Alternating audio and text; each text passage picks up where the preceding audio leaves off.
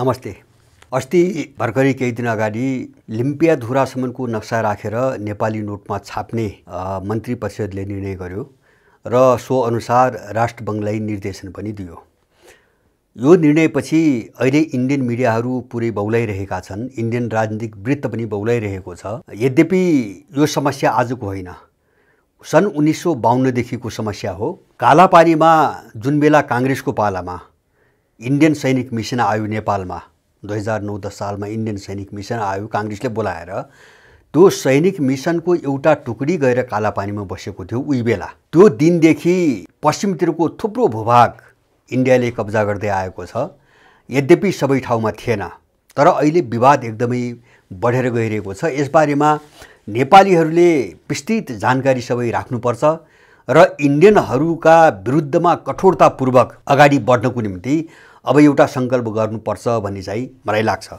मैले पछिल्लो पटक यो विवादको पछिल्लो श्रृङ्खला, सबैभन्दा पछिल्लो श्रृङ्खला मैले उल्लेख गर्न चाहन्छु। 2046 साल कार्तिक 18 गते लिम्पियाधुरासम्म आफ्नो भूमिमा गाभेर इन्डियाले एउटा नक्सा जारी गर्यो, गुगल नक्सा जारी गर्यो।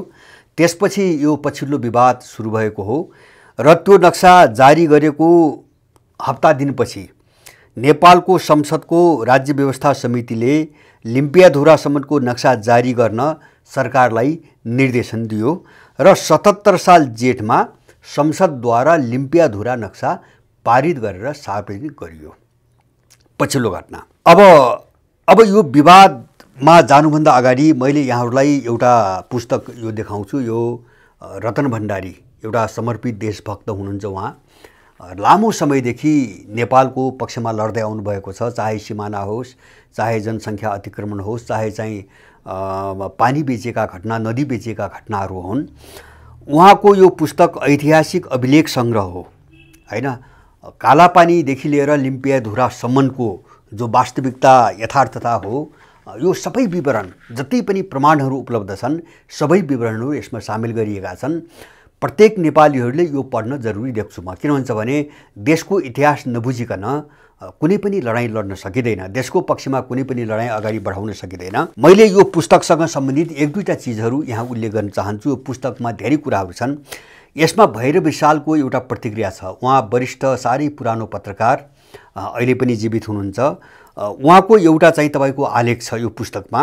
उहाँले के लेख्नुभएको हुन्छ भने 2018 सालमा लिम्पियाधुरासम्मको जनगणना आफैले गराएको हुँ। 2018 सालमा जनगणना गर्दा, नेपालको जनसङ्ख्या गणना गर्दा लिम्पियाधुरासम्म पुगेर जनगणना गराउने व्यक्ति उहाँ हो।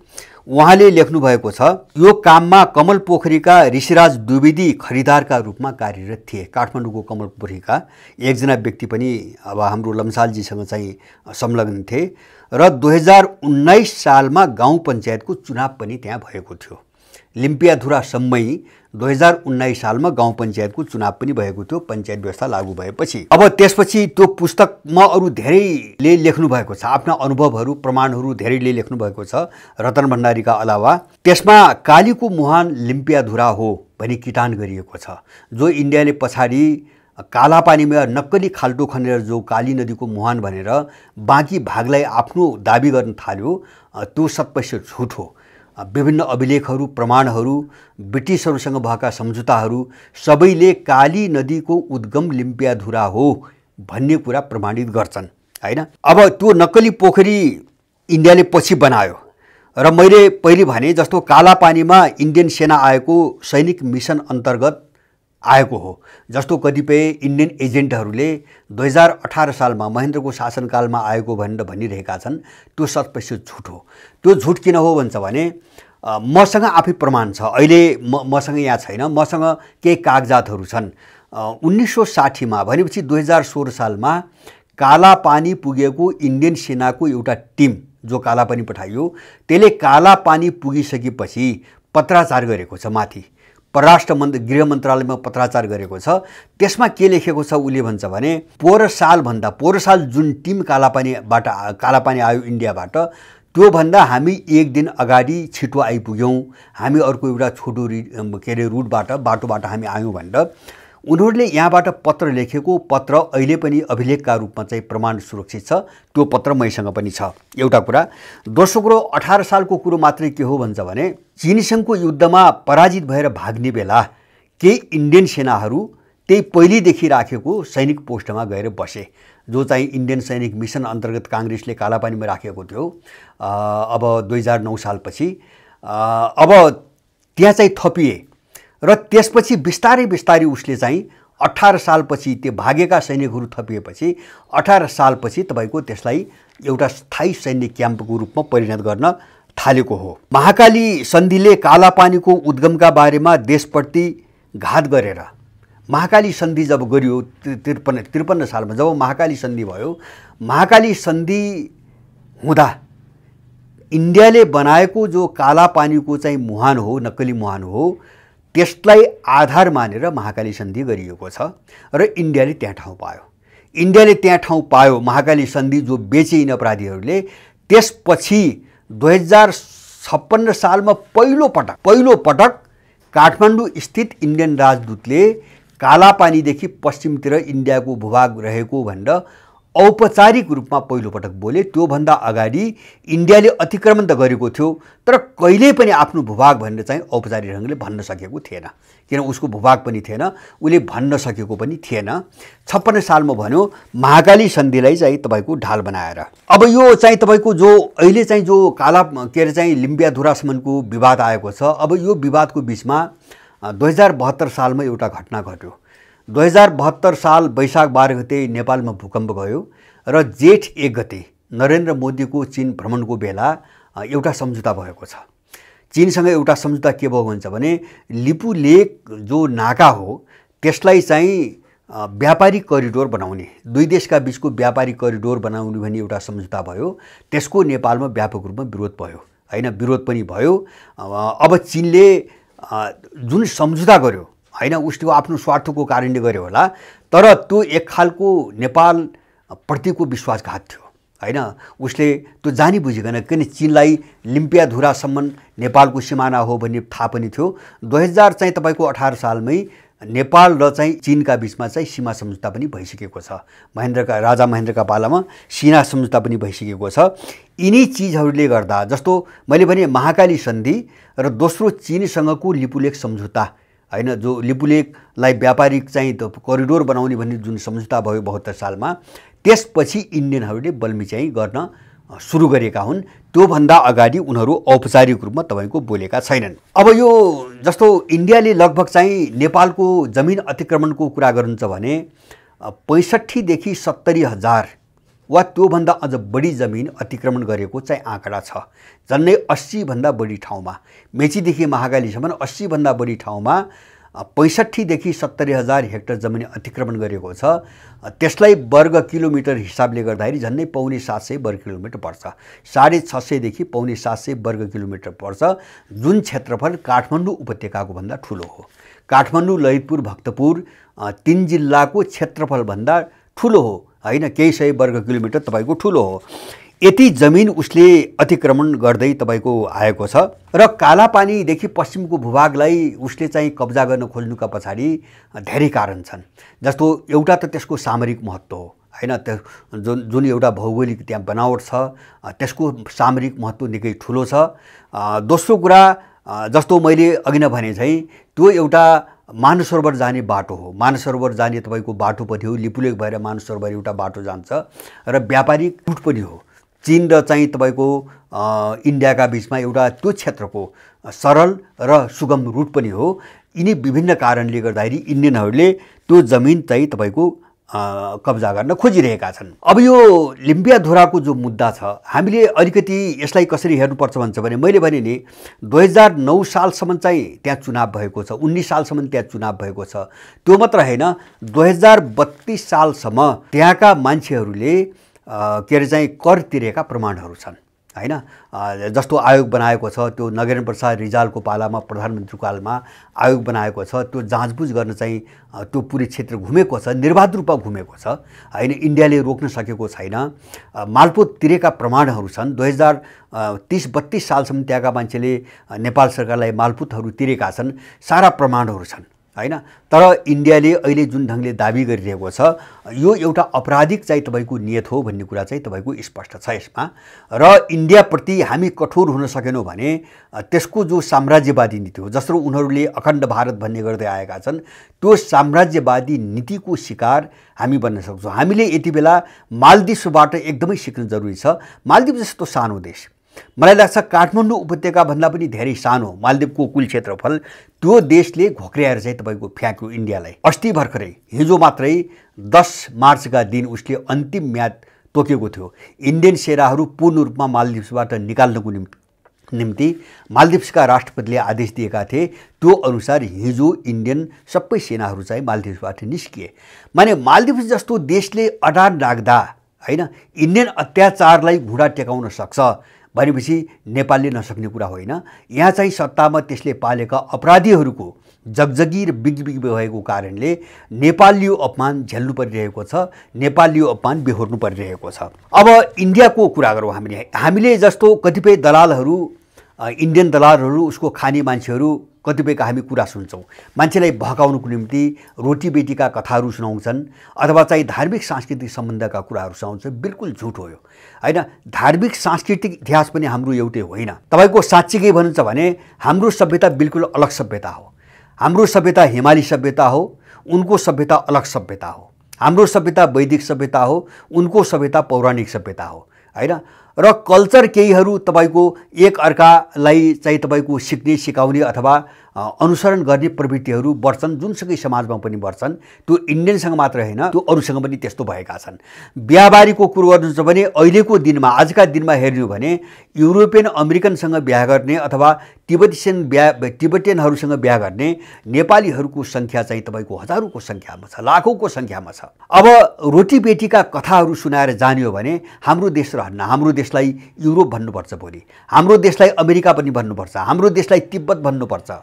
अथवा चाहिँ तपाईको बिहावारीको कारणले वा सांस्कृतिक चाहिँ सम्बन्धको कारणले कुनै पनि देश अर्काको गुलाम बन्न सक्दैन। यो चाहिँ नेपाललाई गुलाम बनाउने उनको चाहिँ तपाईको एउटा कथन हो हैन। उनले एउटा भाष्य खडा गर्न खोजिरहेका छन् जुन बिल्कुल झुटमा हो। तराईका केही मान्छेले बिहा गर्छन् होला, बेग्लै कुरा हो, तर यो आम नेपाली प्रवृत्ति होइन।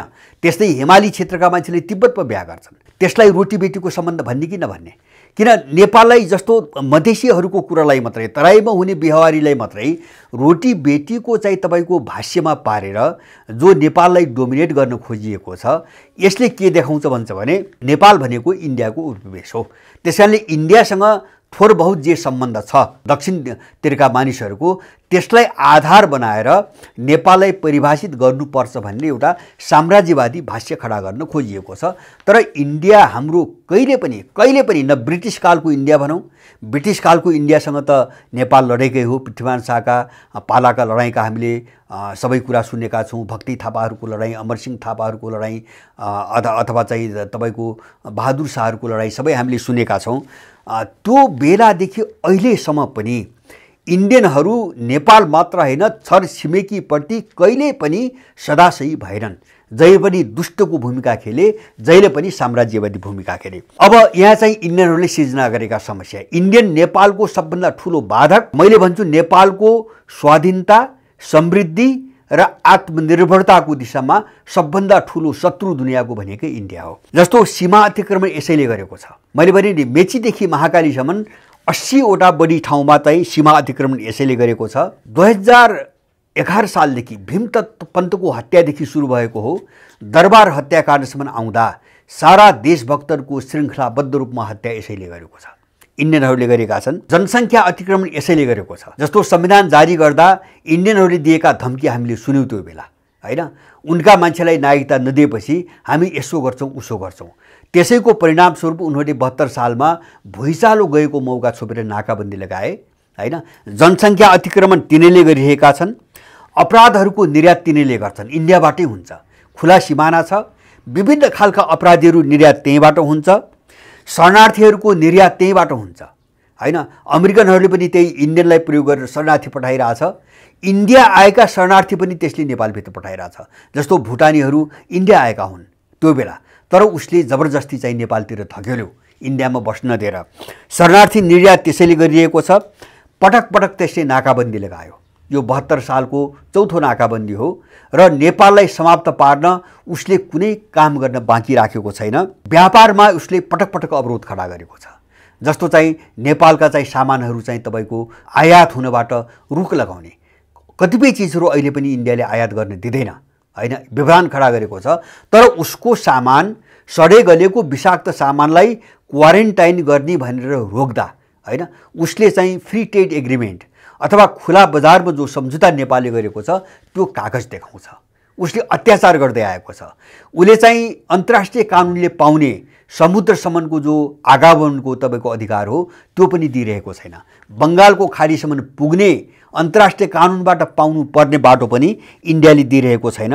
दार्चुलाका कथा हामी बारम्बार सुन्छौँ हैन, कञ्चनपुरतिर गोविन्द गौतमको हत्या वा दार्चुलामा चाहिँ तपाईको अत्याचार हैन, इन्डिया सामान ल्याउने जाने मान्छेहरूमाथि गर्ने अत्याचार, अब त्यहाँ पुलबाट चाहिँ अगाडि जाने मान्छेहरूमाथि गरिएका अत्याचारदेखि लिएर कैयौँलाई मारेका छन् हैन। अब त्यो नदी वारपार गर्ने बेला कैयौँ नेपालीहरूको हत्या उनले गरेका छन् र उनीहरूले एउटा सुराकीको रूपमा, सैन्य क्याम्पको रूपमा, छद्म सैन्य क्याम्पको रूपमा नेपालभरि पेन्सन क्याम्पहरूको जालो बिछाएका छन्। जबकि सम्बन्धित व्यक्तिहरूको खातामा पेन्सनको जम्मा गर्न सकिन्छ, तर उनले क्याम्प राखेका छन्। किन? त्यो क्याम्पको नाममा त्यहाँ पुरै इन्डियन सैनिकहरू बसिरहेका छन्। उनका नेपालभरि पेन्सन क्याम्पहरू छन्। यति अत्याचार इन्डियाले गरिरहेछ कि गोर्खा जो सैनिक इन्डियामा काम गर्छ त्यो मान्छे मर्यो भने त्यसको लास पनि इन्डियाले नेपाल ल्याउन दिँदैन। अहिले पनि त्यो दाह संस्कार इन्डियामै गर्नुपर्छ, यहाँबाट मान्छे जानुपर्छ, कुनै पनि नेपालीको लास ल्याउन दिँदैन। यति अत्याचार गर्दै आएको देश हो इन्डिया हैन, एउटा छिमेकी जस्तो मात्रै छैन, अत्याचार गर्दै आएको देश हो इन्डिया। त्यसकारणले हामी के भ्रम पर्नु हुँदैन। जस्तो कतिपय दलालहरूको जो तपाईको एउटा चाहिँ भाष्य छ, जो भाष्य निर्माण गर्न खोजिरहेछन्, छिमेकी बदल्न सकिँदैन। हो, छिमेकी बदल्न सकिँदैन, भूगोल बदल्न सकिँदैन, तर अपराधी छिमेकी, दुष्ट छिमेकीको सामना गर्न सकिन्छ। यस्ता धेरै देश छन् विश्वमा। जस्तो पाकिस्तान र इन्डिया पनि छिमेकी देश हुन्, आफ्नो शानसँग पाकिस्तान बसेको छ। म तपाईलाई साउदी अरब र कतारको उदाहरण दिन्छु। दुईटा छिमेकी देश हुन् सिमाना जोड्नेका, तर साउदी अरबले कतारसँग जोडिने सिमानाको वरिपरि आफ्नो भूमिमा पुरै सम्पूर्ण सिमानाभरि लाग्ने गरी खाडल खनेर चाहिँ तपाईको नहर बनाएको छ, ताकि चाहिँ जमिनबाट कतारसँग जोडिने जो सम्भावना हो त्यसको अन्त्य होस् हैन। त्यसरी पनि छिमेकी आफ्नो अडानमा तपाईको बसेका छन्। अब यस्ता धेरै उदाहरणहरू छन्। त्यही जस्तो चीन र चाहिँ सोभियत संघका बीचमा पनि युद्ध भएको हो हैन। दुईटा संसारका सबैभन्दा ठुला छिमेकीहरू हुन्। अब अथवा चाहिँ आसियान क्षेत्रमा पनि त्यस्ता थुप्रै देशहरू छन्। त छिमेकी हो भन्दैमा शिर झुकाउनु पर्छ अथवा एउटाले जे भन्छ त्यो अर्काले मान्नुपर्छ, ठुलाले जे दादागिरी गर्छ त्यो सहनुपर्छ भन्ने हुँदैन। यो गुलामहरूको भाष्य हो। यो विशेष गरिकन इन्डियन पैसा खाने अपराधीहरूको तपाईको भाष्य हो। अब हामीले यो नक्सा, यद्यपि यो नक्सा, मैले यसको एउटा अर्को पाटो पनि आफ्नो राय राख्न चाहन्छु। जस्तो 2077 सालमा नक्सा पारित हुँदा पनि मैले भनेको थिएँ, यहाँका अपराधीहरूले एउटा राजनीतिक खेलको रूपमा यस्ता कामहरू गर्छन्। त्यो नेपालको भूमि ल्याउनुको निम्ति नक्सा पारित गरिएको होइन, मैले सुरुमै भनेको थिएँ त्यो बेला, र त्यो भयो पनि, सत्य साबित पनि भयो। र अहिलेसम्म लिम्पियाधुरासम्मको जमिन फिर्ता लिने विषयमा औपचारिक हिसाबले एउटा कदम अगाडि बढेको छैन। एउटा कर्मचारी स्तरमा तपाईको पत्राचार पनि भएको छैन। राजनीतिक तहमा त कुरै छोडिदेऊ, वार्ता पनि भएको छैन। र अहिले नोटमा छाप्ने भनी जो निर्णय भयो यो पनि जमिन फिर्ता ल्याउने मुद्दासँग जोडिएको निर्णय होइन। यतिमा सब नेपाली प्रश्न हुनुपर्छ। किन भन्छ भने यिनी भूराजनीतिक दबावले सिर्जना गर्ने चाहिँ घटनाहरू हुन्।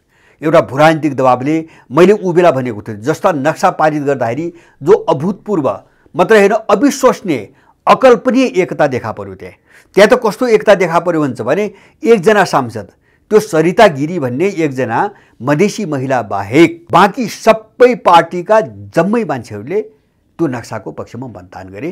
त्यसैले प्रश्न देखाइसकेको थियो यो अरू कसैका निम्ति पारित गरिँदैछ र त्यो इन्डियालाई उपयोग गर्न, विशेष गरेर अहिले चीनका विरुद्धमा अमेरिकाले जो रणनीति बनाइरहेको छ त्यो रणनीतिमा इन्डियालाई प्रयोग गर्नको निम्ति उसलाई तर्साउने एउटा हतियारको रूपमा अमेरिकाले पारित गराएको त्यो एजेन्डा थियो। त्यो यद्यपि त्यो हाम्रो हितमा थियो। किन? त्यसले एउटा कानुनी आधार खडा गर्यो। किन? दुश्मनहरूका बीचमा अथवा चाहिँ शत्रुहरूका बीचका अन्तर्विरोधले पनि कतिपय अन्तर्विरोधले हामीलाई पनि फाइदा गर्छ, देशलाई पनि फाइदा गर्छ। जसो दुश्मन लड्यो भने त्यसबाट हामीलाई पनि फाइदा हुन्छ, त्यस्तै खालको घटना हो। त्यसले एउटा संवैधानिक आधार खडा गर्यो, कानुनी आधार खडा गर्यो लिम्पियाधुरा, तर त्यो जमिन ल्याउने चाहिँ तपाईँको उद्देश्यबाट थिएन भन्ने कुरा कहाँबाट देखिन्छ त भन्छ भने त्यो नक्सा केपी ओलीले केही दिनको निम्ति त्यो नक्सा टाँगे, तर केही दिनपछि त्यो नक्सा फ्याँकिदिए आफ्नो चाहिँ कार्यकक्षमा, प्रधानमन्त्रीको कार्यकक्षमा केही दिनपछि त्यो नक्सा हटाइदिए उनले। र नेपालको शिक्षा मन्त्रालयले स्कुलका पुस्तकहरूमा नक्सा छाप्न सुरु गरेको थियो, 500 प्रति छापिएको थियो। त्यो बेला समाचारमा आयो, त्यसलाई ओलीको आदेशमा रोकियो, यो नक्सा नछाप्ने र जति नक्सा छापेका पुस्तक छन् तिनलाई नष्ट गर्ने, यो काम उनले आफैले गरेका थिए। यसैबाट के देखिन्थ्यो भन्छ भने त्यो नक्सा नेपालको निम्ति पारित गरिएको होइन, त्यो उनको मजबुरी हो हैन। जस्तो अहिले पनि नोटमा छाप्ने, नोटमा नक्सा लिम्पियाधुरासम्मको नक्सा छाप्ने मान्छेहरूले अहिले पनि इन्डियासँग जमिन लिने पहल गरिरहेका छैनन्, पहल गरिरहेका छन्। उनी मात्रै के भनिरहेका छन् भन्छ भने कूटनीतिक माध्यमबाट पहल गर्ने, किन भन्छ भने यो सधैँभरिको थेगो हो हैन। यो 50औं वर्षसम्म यिनको यो थेगो चलिरहन्छ, कूटनीतिक चाहिँ तपाईँको प्रक्रियाबाट चाहिँ यो पहल गर्ने। तर उनी यो पहल कहिले पनि गर्दैनन्, त्यसमा अडान यिनले कहिले पनि राख्ने सम्भावना पनि छैन। तर हामीले यो दुईटा घटना घटिसकेपछि, एउटा नक्सा पारित भइसकेपछि र अर्को नोटमा छापिसकेपछि अब यसलाई जनस्तरको लडाइँको मुद्दा बनाएर हामी जानुपर्छ, जनस्तरको मुद्दा बनाउनुपर्छ। र मलाई के लाग्छ भन्छ भने इन्डियाका विरुद्धमा यहाँको दलाल सत्ताले, दलाल दलहरूले जुन एउटा नेपालीहरूको दिमागलाई भुत्ते बनाउने, देशको पक्षमा काम गरे जस्तो पनि गर्ने, अल्मल्याउने र प्रतिरोधको चाहिँ क्षमतालाई भुत्ते बनाउने कोसिस गर्दै आएका छन्। यसलाई तोड्नुको निम्ति इन्डियनहरूका विरुद्धमा एउटा प्रतिरोध सङ्घर्ष अगाडि बढाउन एकदमै जरुरी भइसकेको छ। जस्तो मैले भने त्यस्ता धेरै चिजहरू छन् यहाँ यिनले साह्रै मन परि गरिरहेका छन्। जस्तो यिनी यहाँ पेन्सन क्याम्प छन्, यिनलाई किन बस्न दिने, हामीले यिनका पेन्सन क्याम्पमा हामीले राख्न किन नदिने। जस्तो यिनीहरू चाहिँ अनाधिकृत रूपमा यिनका पुलिस र सेनाहरू नेपालभित्र घुसेर नेपालीहरू गिरफ्तार गर्छन्, नेपालीहरूलाई मार्छन्, त्यही बेला यिनलाई ढाल्नुपर्छ, त्यही अवस्थामा यिनलाई समाप्त पार्नुपर्छ। हामी कारबाहीमा नगइकन इन्डियाका विरुद्धमा यहाँ लडाइँ हुने सम्भावना छैन, सत्ताको तर्फबाट पनि लडाइँ हुने सम्भावना छैन। हामीले जो अहिले जुन चाहिँ तपाईँको नोटमा 100को नोटमा नेपालको नक्सा छाप्ने निर्णय भएको छ, यसलाई हाम्रो देशको जो एउटा स्वाधीनताको लडाइँ हो, यो लडाइँको एउटा मुद्दा बनाएर हामीले लैजानुपर्छ। यसमा कति पनि हिचकिचाउनु हुँदैन र हामी हरेक दलालहरूका, हरेक चाहिँ तपाईँको अवसरवादीहरूका, स्वार्थीहरूका, मौका परस्तहरूका जति पनि भाष्य छन् तिनलाई चिरेर जतिसुकै ठुलो छिमेकी होस्, जतिसुकै चाहिँ नजिकको छिमेकी होस्, यदि अत्याचार गर्छ भने त्यसको सामना गर्नुपर्छ भन्ने हिसाबले जानुपर्छ। हामीले संसारभरि देखिरहेका छौँ, युक्रेन र रुस पनि छिमेकी हुन्, अथवा चाहिँ बाल्टिक देश र रुस पनि छिमेकी हुन्, पोल्यान्ड र चाहिँ तपाईँको बेलारुस पनि तपाईँको छिमेकी हुन्, अथवा चाहिँ तपाईँको ल्याटिन अमेरिकामा यस्ता देशहरू छन्, अफ्रिकामा यस्ता थुप्रै देश छन्, मध्यपूर्वमा यस्ता थुप्रै देशहरू हुन्। जस्तो फिलिस्तिन र इजरायल पनि छिमेकी हुन्, अथवा चाहिँ तपाईँको के अरे लेबनान र चाहिँ इजरायल पनि छिमेकी हुन्। छिमेकी हो भन्दैमा कसैले आत्मसमर्पण गर्दैन। दिमाग भएको मान्छेले, विवेक भएको मान्छेले, देशभक्ति भएको मान्छेले र त्यो स्वाधीनताको भावना भएको मान्छेले आत्मसमर्पण गर्दैन, घुँडा टेक्दैन। इन्डियनसँग नलडिकन, इन्डियन साम्राज्यवादसँग नलडिकन नेपालले यो शास्तिबाट चाहिँ मुक्ति पाउने कुनै पनि सम्भावना छैन।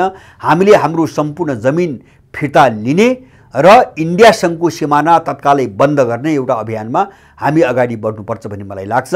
यसलाई हामीले इन्डियासँगको लडाइँको एउटा मुख्य मुद्दा बनाएर जानु अहिलेको जरुरी आवश्यकता हो। हस्, धन्यवाद।